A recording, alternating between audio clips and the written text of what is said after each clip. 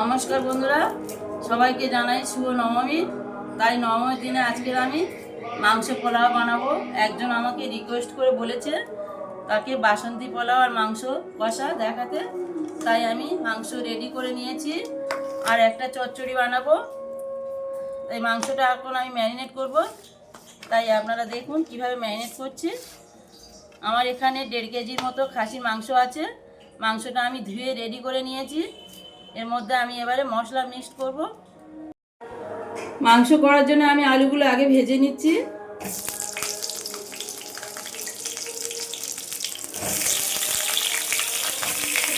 মাটনের মাংসের আলু না ভেজে নিলে মাংস টেস্ট হয় না।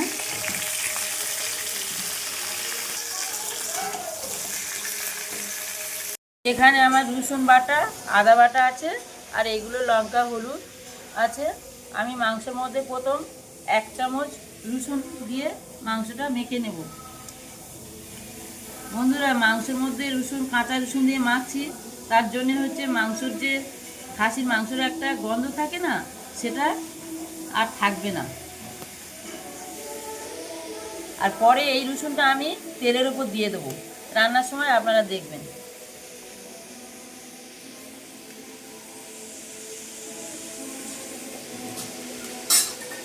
পুরো আদা বাটাটা আমি মাংসের মধ্যে দিয়ে দেবো।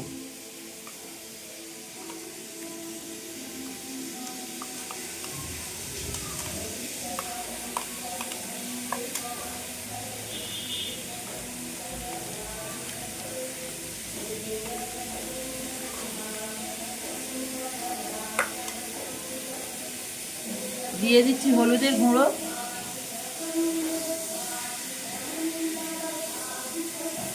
দিচ্ছি লঙ্কার গুঁড়ো। এখানে লঙ্কার গুঁড়ো আমি বেশি দেব না, কাঁচা লঙ্কা বাটা দেব পরে। আমি এখানে অল্প একটু কাশ্মীরি লঙ্কার গুঁড়ো দিয়ে দিচ্ছি, ভালো কালার আসবে বলে। দিয়ে দিচ্ছি আমি 100 পরিমাণের তেল, কাঁচা সর্ষের তেল। এইবার আমি মাংসটা মাখাতে থাকবো।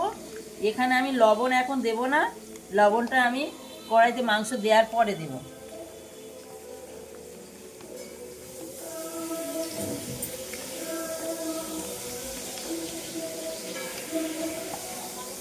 বন্ধুরা, এখানে আমি কিন্তু পেঁয়াজ দিচ্ছি না ম্যারিনেট করার সময়। পেঁয়াজটা আমি কিন্তু তেলের ওপর দেব। মাংসটা আমার মাখানো হয়ে গেছে বন্ধুরা, আমি কিছুক্ষণের জন্য রেখে দেবো, দিয়ে তারপরে আমি রান্নাটা শুরু করব। মাটন কষা বানানোর জন্য আমি 4টে পেঁয়াজ নিয়েছি। আমি কিন্তু বেশি পেঁয়াজ দিচ্ছি না, 4টেই পেঁয়াজ দিচ্ছি। পেঁয়াজগুলো আমি এবার কেটে নেব।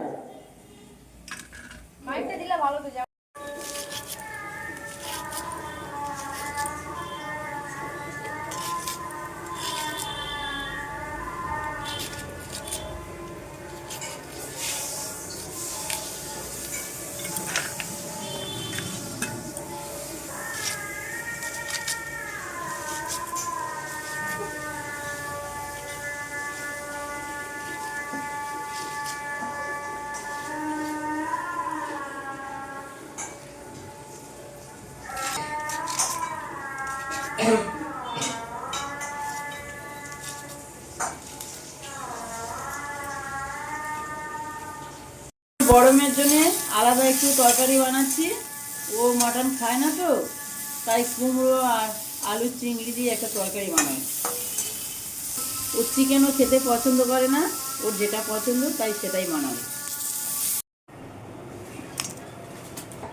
আমি মাংস রান্নার জন্য তেজপাতা দিয়ে দিয়েছি, দিয়ে দিচ্ছি সর্ষের তেল, শুকনো লঙ্কা দিয়ে দিলাম, দিয়ে দিচ্ছি গোটা গরম মশলা, 2টো লবঙ্গ দিচ্ছি, আর এলাচ দিয়ে দিচ্ছি। পরিমাণে জিরে দিয়ে দিচ্ছি গোটা। কেটে রাখা পেঁয়াজগুলো দিয়ে দিচ্ছি।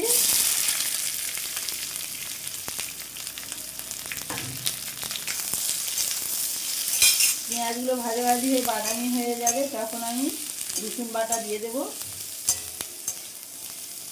পেঁয়াজ ভাজার সময় বন্ধুরা তেল আমি বেশি দিচ্ছি না, কারণ আমি মাংসতে অনেক পরিমাণে তেল দিয়েছি। আর পেঁয়াজটা সহজে হেজে যাবে, ভাজাভাজি হবে, তার জন্য লবণটা দিয়ে দিচ্ছি।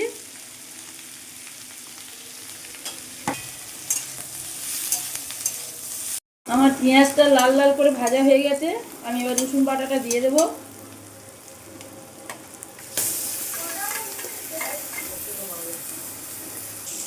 এই সাইডে আমার মেয়ের রান্না হচ্ছে, বড় বড় চিংড়ি দিয়ে ধুয়ে।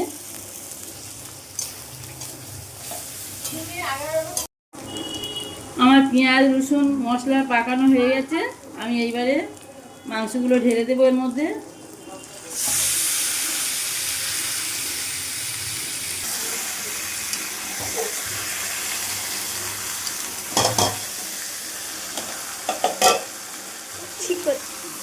মাংসের মধ্যে খুব বেশি তেল দিলাম না বন্ধুরা, চর্বি আছে এর মধ্যে, যে চর্বিগুলো গুলতে থাকবে তো। এখন লবণটা দিয়ে দিচ্ছি। প্রথমে লবণ দিলে মাংসের মধ্যে জল উঠে যায়।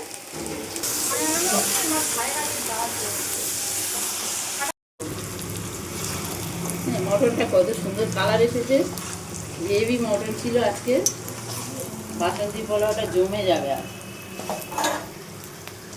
হেবি সুন্দর মাংস। আর একটু কষাবো, একটু সময় নিয়ে কষালে বন্ধুরা মটনের হেভি টেস্ট হয়।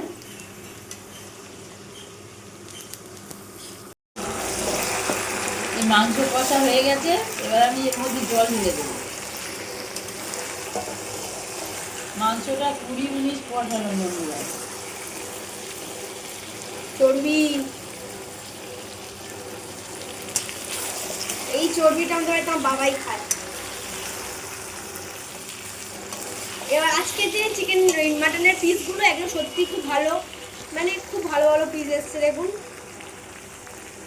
একটা নাল্লির পিসও আছে, যেটা সবার খুব প্রিয়। এই যে নাল্লির পিসটা,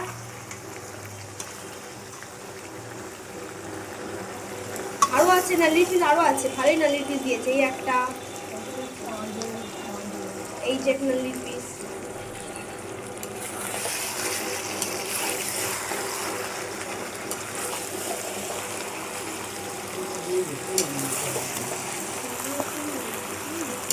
বন্ধুরা আলুগুলো দিয়ে দিচ্ছি, একটু করার জায়গা হবে না। এক কড়া মাটন, এটা কিন্তু 1.5 কিলো মাংস, 3 জন লোক খাবে।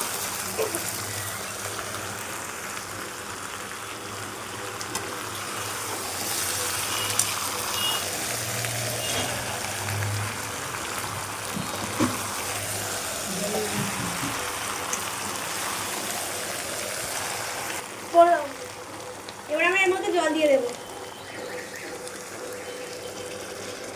সোজা কর।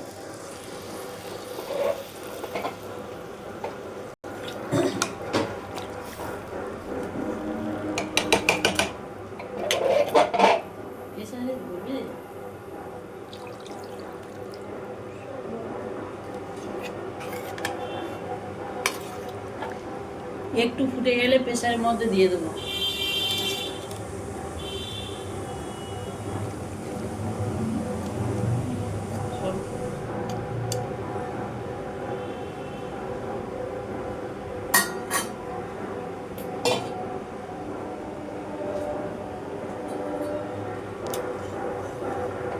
মাংসগুলো আমি এবার প্রেসারের মধ্যে দিয়ে দিচ্ছি, দিয়ে 4-5টা সিটি খাওয়াবো, তারপরে আবার আপনাদেরকে দেখাবো।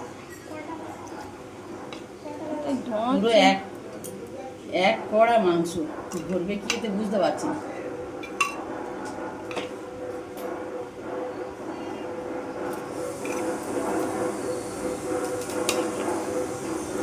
এতগুলো মাংস হয়তো আলুগুলো আলাদাভাবে দিতে হবে।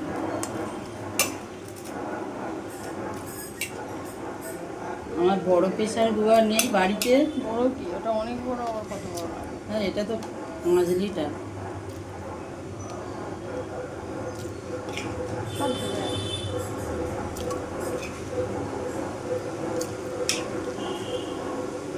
মাংসগুলো দাও, মাংসগুলো নিচে দাও।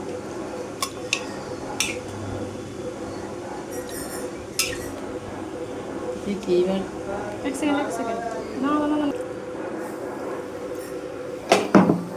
এইভাবে দিই, পরে আবার সেটি খাই। আমরা চাল নিয়ে নিচ্ছি। এই যে ছোট কাপ দেখতে পাচ্ছেন, এই কাপে 2 কাপ চাল নেব।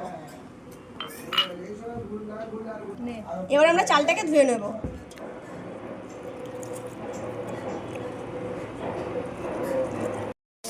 পোলাও বানানোর জন্য আমি একটা ডেকচি নিয়েছি। ডেকচির মধ্যে ঘি দিয়ে দিলাম জিনিসটা ভেজে নেওয়ার জন্য।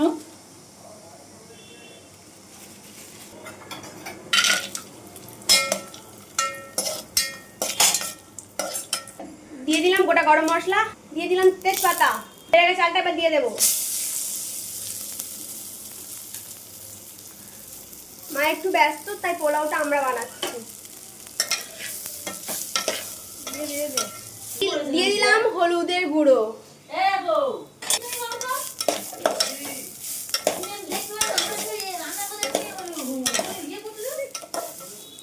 দিয়ে দিলাম জল। পরিমাণ মতো জল দিয়ে দেবো, যত মানে যাতে পোলাওটা ঝরঝরের মতো হয়।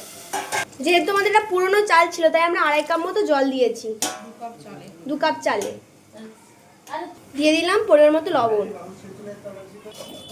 ঘিয়ে ভেজে রাখা কাজু কিশমিশগুলো দিয়ে দেবো। মাংস সিদ্ধ হয়ে গেছে, আমি এবার কড়াইতে ঢেলে নিচ্ছি। আলুগুলো একসাথে ধরে নিয়ে একটু আলুটা সিদ্ধ খাইয়ে নেব, সিটি খাইয়ে নেব।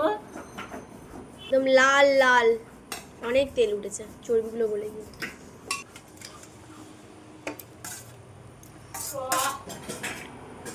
আলু যেহেতু সিদ্ধ হয়নি, তাই আলু সিদ্ধ হওয়ার জন্য একটু ঝোল ওর মধ্যে দিয়ে দিতে হবে।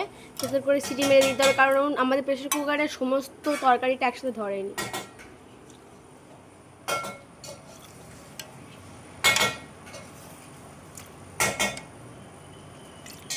আমাদের পোলাওটা হয়ে গেছে, দেখুন কতটা ঝরঝরের মতো হয়েছে। এবার আমরা এর মধ্যে দিয়ে দেবো চিনি। এটা এমনি গলে যাবে।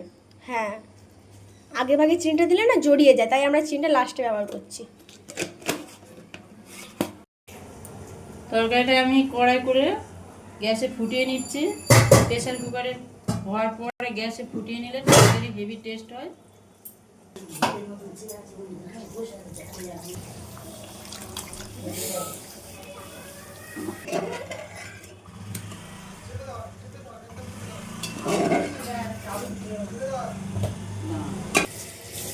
এবার আমরা মিনিট 5 ফুটিয়ে নেব, তারপর গরম মশলা দিয়ে নামিয়ে নেব। আমি গোটা গরম মশলা বেটে দিয়ে দিচ্ছি। মশলা ফুটে গেলে নামিয়ে নেব। হেবি সুন্দর কালার এসেছে, আমার রান্না সম্পূর্ণ রেডি।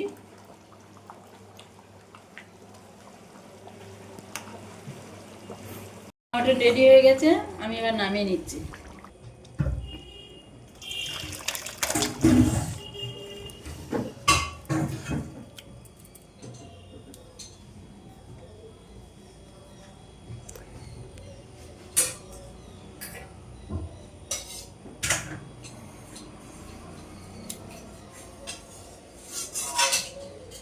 বন্ধুরা, আমার বাসন্তী পোলাও রেডি।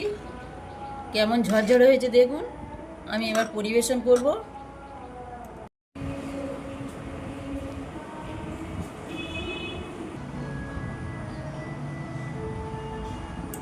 মটনটা কাটিয়ে নেব।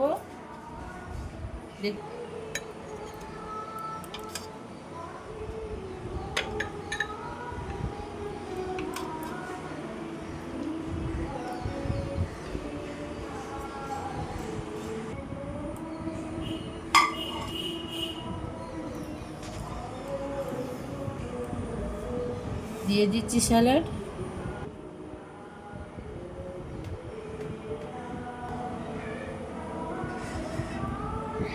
আমার মটন পোলাও, আমার একজন সাবস্ক্রাইবার মটন পোলাও দেখতে চেয়েছিল, আমি বানিয়েছি। নিশ্চয়ই তার ভালো লাগবে, আপনাদেরও ভালো লাগবে। আপনারা আমার এই মটন পোলাও রেসিপিটা দেখবেন, বানিয়ে খাবেন। ভালো লাগলে লাইক, কমেন্ট ও সাবস্ক্রাইব করবেন, পাশে থাকবেন। ধন্যবাদ।